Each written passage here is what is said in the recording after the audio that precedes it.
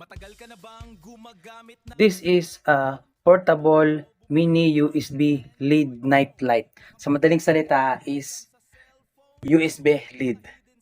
So ginagamit ito sa mga masisikip na lugar tulad ng mga kwarto, mga dim light lang, mga ambient mood.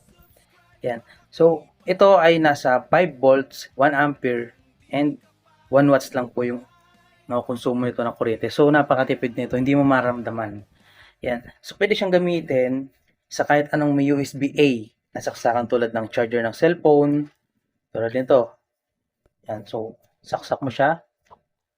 Yan. Ko-connect siya dito.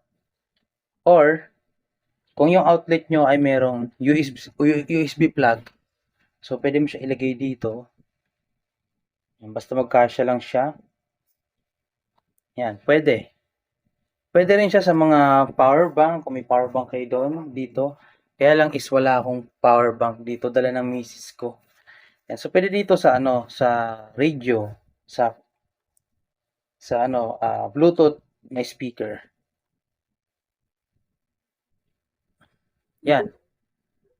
Pwede siya basta may saksakan lang ng micro USB. Then pwede rin siya sa mga laptop. Yan, kung nadidilaman kayo, so saksakan nyo lang nito. Yan. Basta naka-on lang yung laptop nyo, di kaya yung Bluetooth na speaker, naka-on lang siya. Yan, so pahabol ko na lang pala. May nakita pa akong isang power bank na nasa gilid-gilid lang. So hindi namin ito napapansin. Try ko nga kung pwede pang gumana. Yan o, nailaw.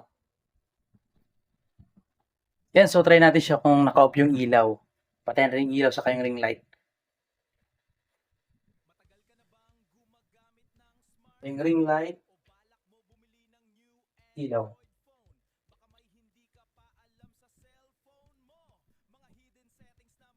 Yan, maliwanag siya oh.